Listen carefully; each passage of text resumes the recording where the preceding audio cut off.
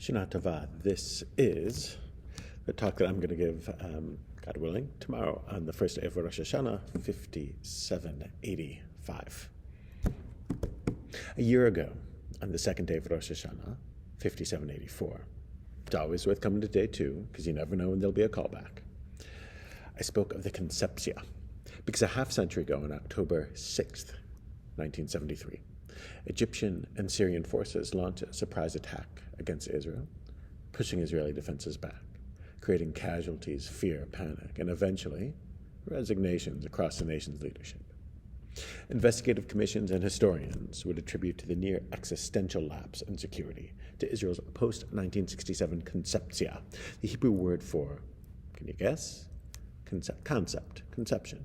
The idea that, across a society, that Israel's Arab foes, stung by the scope of Israel's 1967 military victory, would never attempt an attack.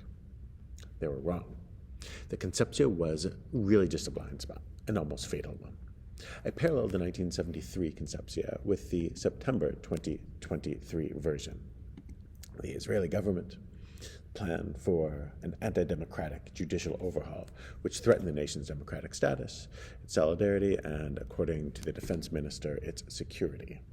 I was right that there was a dangerous conceptia, an intellectual blind spot guiding policymakers, but I was totally wrong and clueless about what that conceptia was.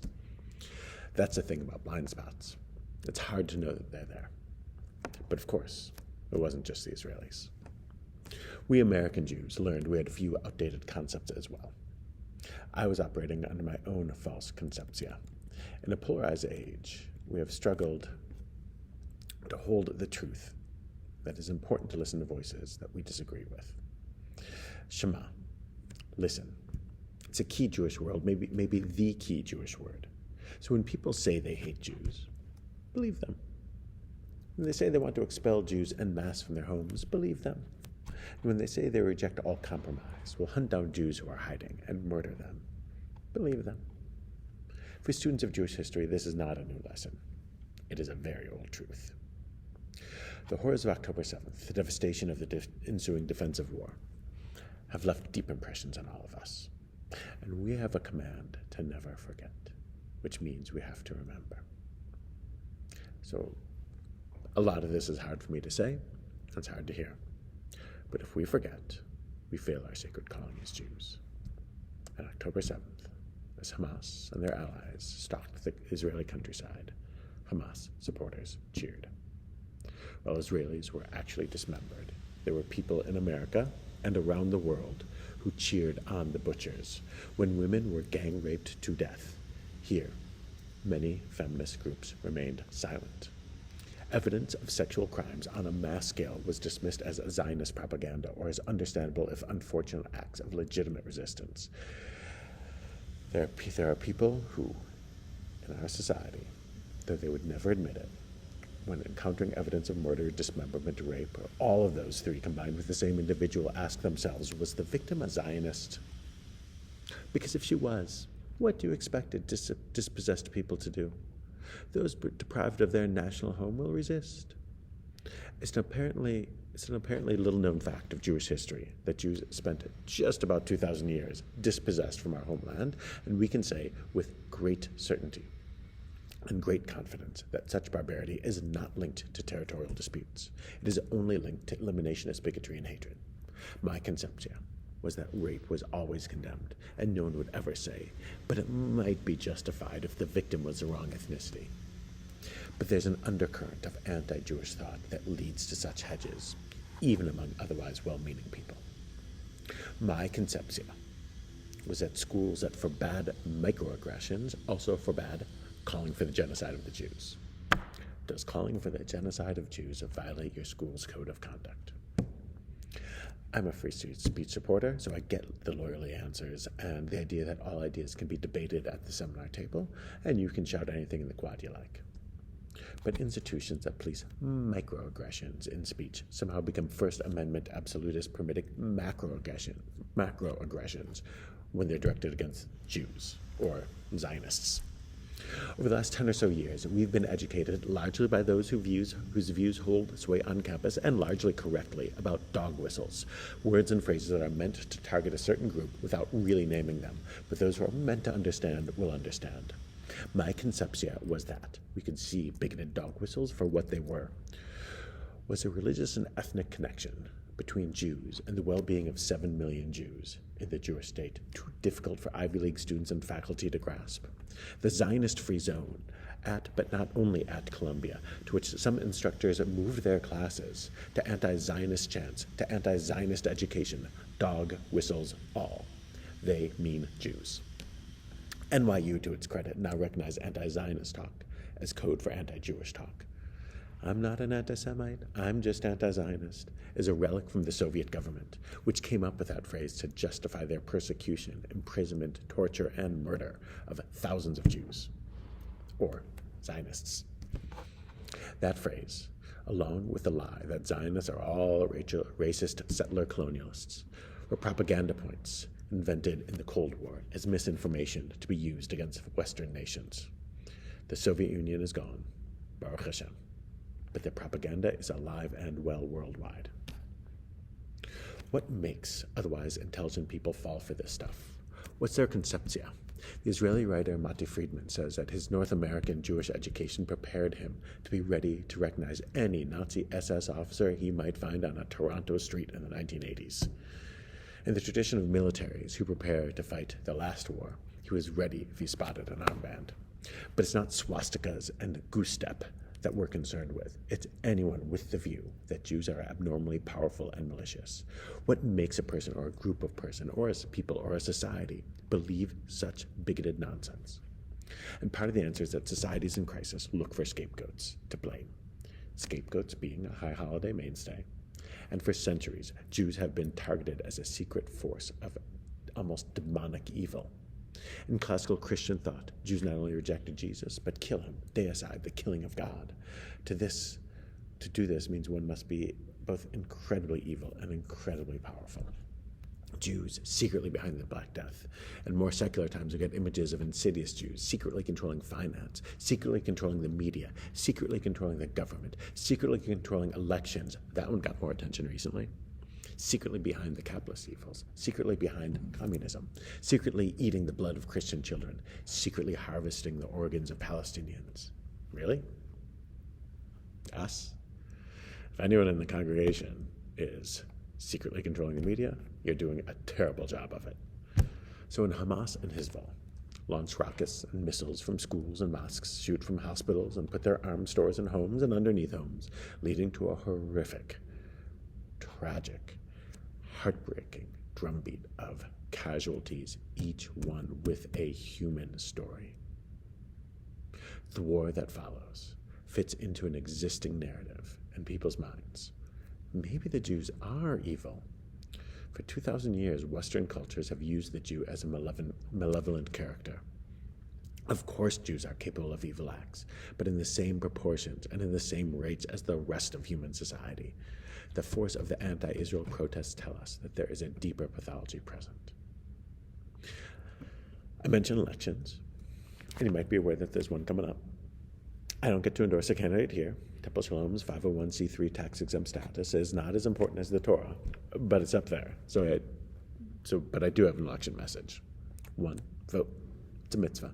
I am, and I'll vote early. And 2, the party you're voting for has an anti-Semitism problem. You're likely familiar with the other party's anti-Semitism problem, but you should also be aware of your own. Both major parties have issues. That's how bad it's gotten. I don't know who you're voting for, but I do know that in that party, anti-Semitic ideas have moved closer to the mainstream in the last 10 years, and it's pretty unnerving. So admit it. Speak up against it. I've written more letters to elected officials in the last year than in my previous 50 years of life combined. The Israel boycotters on one side, the maybe Hitler got a bad rap crowd on the other. On one side, there are those who believe Jews are white oppressors, and on the other side, I believe that Jews are white oppressors. Either the Jews are white people oppressing others, or Ashkenazi Jews are just pretending to be white and oppress the truly white people. White oppressors or white oppressors. Either Jews are colonizers from Europe in the Middle East, or Jews colonized Europe from the Middle East. Whatever it is, we're wrong. Societies in crisis blame Jews, and it rarely works out well for anybody. The Unite the Right rally in Charlottesville, with neo-Nazi flags and Jews will not replace us chants, was one weekend 7 years ago. Rallies with Hamas flags, Hamas and Hezbollah flags, have become so common they're lightly reported. Last week, Hamas and Hezbollah flags in a massive march on the streets of New York City, with chants calling for the 7 million Jews of Israel to be, well, what isn't quite clear, but it doesn't sound so wonderful. Whatever we think of the Charlottesville protesters and the mobs they inspired, the current batch of protests are a similar looming threat. From the river to the sea and Intifada revolution have nothing to do with disagreeing with Israel's military tactics. They're about dispossessing Jews from their only homeland with an implied or explicit threat of violence. My conceptia was that Charlottesville taught people to oppose flag-waving, slogan-chanting anti-Semites, not to imitate them. And all of this filters down through social media to the local level, where our kids are faced with kids who are unwittingly exposed to anti-Semitic propaganda via TikTok and the like. Layer that on top of the transgressive thrill that comes with praising Hitler, and it's not always easy to be a Jewish kid. One does not need conspiracy theories to see actual dangerous groups in the world. They'll say it out loud to anyone who will shema, to anyone who will listen. Not just Hamas, which has long said they desire to hunt down Jews, no dog whistle necessary, and kill them. Not just Hezbollah, which has still a massive missile arsenal aimed at Israel. Both groups have trained armies, funded and armed by Iran, without any of the legal limitations that are put on actual countries. The Houthis in Yemen, another Iranian-backed militia, fires lethal drones at Israel, attacks and hijacks ships on their way to the Suez Canal, and fires on Americans. Their slogan, on their flag, chanted as they march, is, "God is great, death to Israel, death to America, a curse on the Jews, victory to Islam." It's not much of a dog whistle. What it lacks in subtlety, it makes up for in directness. Amnesty International said earlier this year that several people were sentenced to death by the Houthis for homosexuality and related crimes. A couple of dozen to prison, several to death by stoning, and 2 to death via crucifixion. But for their anti-Israel and anti-capitalist attacks, the Houthis were praised by a number of pro-Palestinian and anti-Israel groups here in the West. What sort of conceptia can lead to sympathy for the Houthis? Which Houthi demand should we negotiate on, and which should we compromise on? God is great, death to Israel, death to America, a curse on the Jews, victory to Islam. There's not a lot to work with there. So look, it's not 1933, it's not even close. I hear comparisons to the 1930s. The problem then, in part, wasn't Jews being harassed at universities in Germany, it was determining discrimination. It's that Jews weren't allowed to go to universities anymore. But if your standard for determining discrimination is whether or not people are drawing up blueprints for concentration camps, you're setting the bar in the wrong place. And while we cannot eliminate the bigotry, we can take concrete steps. Live as an example. Stereotyping and bigotry are evidence of lazy thinking and to be avoided. We of all people should be sensitive to the dangers of racism. We should listen and be aware and vigilant, but not alarmist.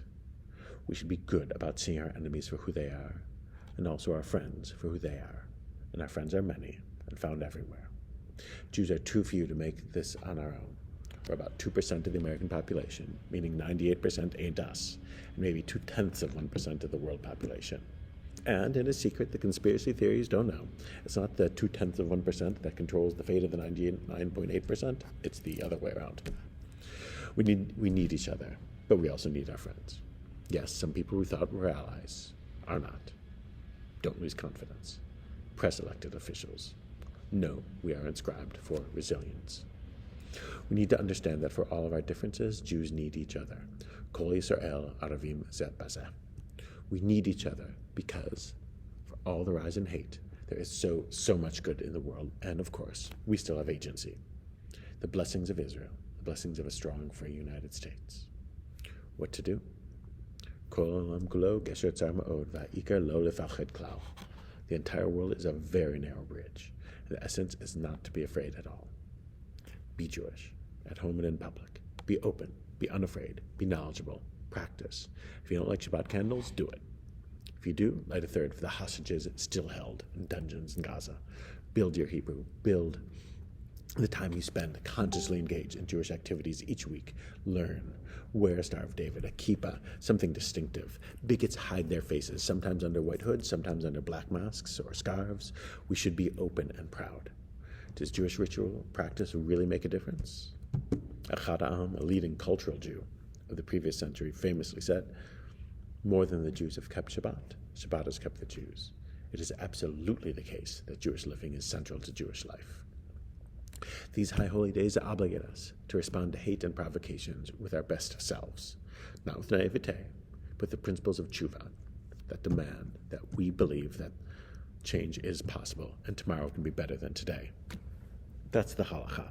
That's the way we walk. And I promise you, that was the practice of generations where Jews lived more precarious lives than ours. In the face of hate, we show determination. Rabbi Jonathan Sachs said, quote, "Optimism is the belief that the world is changing for the better. Hope is the belief that, together, we can make the world better." Optimism is a passive virtue, hope an active one. It needs no courage to be an optimist, but it takes a great deal of courage to hope. We should share our hope with our friends, who greatly outnumber our foes, certainly in the U.S. For all the tumult of American society this last decade or so, we know that we are at home here in a nation capable of good. And we have each other.